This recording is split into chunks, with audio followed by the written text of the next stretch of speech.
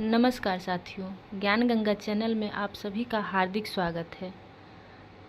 आज का हमारा टॉपिक है अंग्रेज। तो इसको पढ़ने से पहले पिछले टॉपिक के बारे में कुछ बातें कर लेते हैं। हम लोगों ने पढ़ा था यूरोपीय कंपनियों के बारे में, जिसमें से पुर्तगाल और डच के बारे में पढ़ लिया था।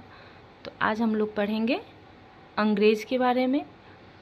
तो चलिए जानते हैं अंग्रेज़ भारत में आए और क्या क्या किए, कैसे कैसे उनकी कंपनी की स्थापना हुई, उसको विस्तार से जानते हैं।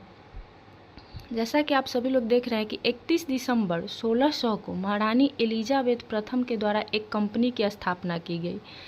इंग्लैंड की महारानी थी एलिजाबेथ, जिनके द्वारा एक कंपनी की स्थापना की गई 31 दिसंबर 1600 ईस्वी को, जो भारत में व्यापार करने के लिए स्थापित हुई थी।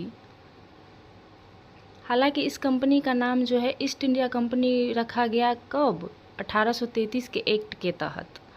उससे पहले ये सिर्फ एक कंपनी के नाम से जानी जाती थी। इस कंपनी की स्थापना के समय जो है भारत में मुगल वंश का शासन चल रहा था और सत्ता पर कौन थे? अकबर महान। तो ईस्ट इंडिया कंपनी की जो स्थापना हुई उस समय भारत में मुगल वंश का शासन था, अकबर का शासन चल रहा था। अकबर के द्वारा जो है इस कंपनी को 15 वर्ष तक व्यापार करने का फरमान दिया गया। हालांकि इस अवधि को समय समय पर बढ़ाया गया कि आप भारत में व्यापार कर सकते हैं, लेकिन पहली बार जब फरमान जारी हुआ तो वो 15 वर्ष के लिए ही था। फिर आगे जानते हैं कि 1603 में जब एलिजाबेथ प्रथम की मृत्यु हो गई, उसके बाद इंग्लैंड के शासक बनते हैं जेम्स प्रथम। जेम्स प्रथम जब शासन संभालते हैं, इंग्लैंड के शासक बनते हैं, तब वो क्या करते हैं कि सबसे पहले एक राजदूत को भारत भेजते हैं, जिसका नाम था कैप्टन हॉकिंस। वो 1608 ईस्वी में जहांगीर के दरबार में आया था। इसी के साथ जो है कैप्टन हॉकिंस भारत आने वाला प्रथम अंग्रेज भी बन गया। लेकिन इसमें एक घटना है, जो वो कैप्टन हॉकिंस जो आए थे भारत, तो अकबर के नाम से फरमान लेकर आए थे, लेकिन अकबर की मृत्यु 1605 ईस्वी में ही हो गई थी। ये बात जेम्स प्रथम को पता नहीं थी। जब यहाँ कैप्टन हॉकिंस आए तो उनको पता चला कि अकबर की मृत्यु हो गई है और अभी शासन में जहांगीर है। उसके बाद वो जहांगीर से मिलते हैं और व्यापार की बात करते हैं। फिर क्या होता है कि 1615 ईस्वी में जेम्स प्रथम ने अपने दूसरे राजदूत को भारत भेजा। उस समय भी वो जहांगीर के दरबार में आए और वो 1615 ईस्वी में आए सर टॉमस रो। पहली बार कौन आया था? Captain Hawkins. और इसी के साथ क्या था कि कैप्टन हॉकिंस भारत आने वाला प्रथम अंग्रेज भी बन गया था। और दूसरी बार 1615 ईस्वी में सर टॉमस रॉ राजदूत बनकर आए थे। इसी तरह क्या होता है कि वो फिर से अपना व्यापार करने की अनुमति जहांगीर से मांगते हैं। और यहाँ एक घटना और है कि 1632 ईस्वी में गोलकुंडा के सुल्तान से अंग्रेज़ों को एक सुनहरा फरमान प्राप्त होता है। इसमें क्या है कि वो जब गोलकुंडा के शासक से फरमान ले लेते हैं कि वो यहाँ पे मुक्त व्यापार कर सकते हैं, इसके बदले में छोटा सा कर देना था उनको, जिससे अंग्रेज़ों को क्या हुआ कि बहुत फ़ायदा हुआ यहाँ व्यापार करने में। इसीलिए इसको क्या कहा जाता है? सुनहरा फरमान। इसी के साथ वो अपना जो है अंग्रेज़ जो है अपना धीरे धीरे अपना जो है वर्चस्व यहाँ मजबूत करते जाते हैं और फरमान प्राप्त करते जाते हैं व्यापार करने के लिए।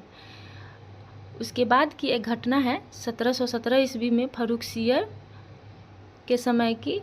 हालांकि उस समय उत्तर मुगल काल शुरू हो चुका था और जो है कमज़ोर शासक के रूप में ये लोग जाने जाते थे।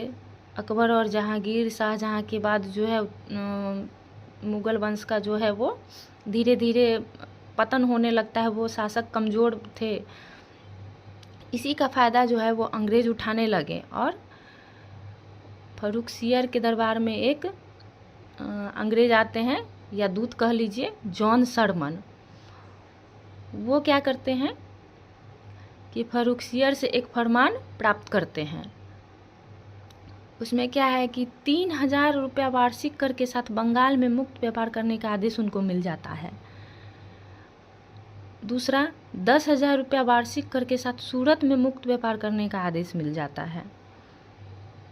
साथ ही साथ क्या होता है कि बम्बई क्षेत्र में अंग्रेज द्वारा चलाए गए सिक्कों को संपूर्ण भारत में चलाने का आदेश दे दिया जाता है। इससे अंग्रेजों को बहुत फ़ायदा मिलता है। फर्रुखसियर का यह आदेश ईस्ट इंडिया कंपनी के लिए मैग्ना कार्टा के नाम से जाना जाता है। मैग्ना कार्टा मतलब अधिकार पत्र के नाम से जाना जाता है। फिर आगे की ऐसे ही एक घटना है 1661 ईस्वी की, जब ब्रिटेन के राजकुमार चार्ल्स द्वितीय तथा पुर्तगाल की राजकुमारी कैथरीन का विवाह होता है। जब भारत में यूरोपीय कंपनी जो आने लगे थे, उसमें सबसे पहले पुर्तगाली आए थे और अंग्रेज़, ये दोनों का वर्चस्व कुछ ज़्यादा था। बाकी सब जो थे थोड़े से कमज़ोर थे, लेकिन पुर्तगाली और अंग्रेज़ जो है वो थोड़े स्ट्रांग थे। इसीलिए उन दोनों ने क्या किया कि अपना एक मजबूत रिश्ता बनाया। इसी के तहत की घटना है 1661 ईस्वी में ब्रिटेन के राजकुमार चार्ल्स द्वितीय तथा पुर्तगाल की राजकुमारी कैथरीन का विवाह होता है। और विवाह के बाद क्या होता है कि दहेज में बम्बई क्षेत्र ब्रिटेन के राजकुमार को दे दिया जाता है। मतलब जो बम्बई क्षेत्र पुर्तगाल का था, वो क्या होता है कि राजकुमारी कैथरीन को दहेज के रूप में दे दिया जाता है अंग्रेज को। उसके बाद जानते हैं 1668 ईस्वी में बम्बई क्षेत्र को जो है राजकुमार, ब्रिटेन के राजकुमार 10 पाउंड वार्षिक कर के साथ कंपनी को व्यापार करने के लिए दे देते हैं, जो उनको दहेज में मिला था। हमारा ही भारत, ये लोग एक दूसरे को दहेज में दे रहे थे और व्यापार कर रहे थे। उत्तर मुगल काल में थोड़ा बहुत जो है औरंगजेब मजबूत शासक थे, उनको ये बात पसंद नहीं आई और वो जो है अंग्रेज के बीच हस्तक्षेप करने लगे कि हमारे क्षेत्र को छोड़कर वो वापस जाए, उन्हें यहाँ व्यापार नहीं करने दिया जाएगा। लेकिन क्या होता है कि सर जॉन चाइल्ड के साथ 1688 ईस्वी में वो अपना समझौता कर लेते हैं तथा व्यापार करने की अनुमति जो है अंग्रेज़ों को मिल जाती है। इस वीडियो के माध्यम से हम लोगों ने समझ लिया कि अंग्रेज जो है वो अपना पकड़ जो है भारत पर किस तरह से मजबूत कर रहे थे।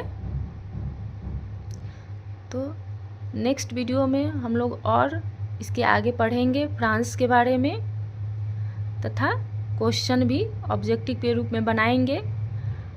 आई होप आप लोगों को ये छोटा सा वीडियो पसंद आया होगा। तो चैनल को सब्सक्राइब करिएगा, लाइक करिएगा, शेयर करिएगा।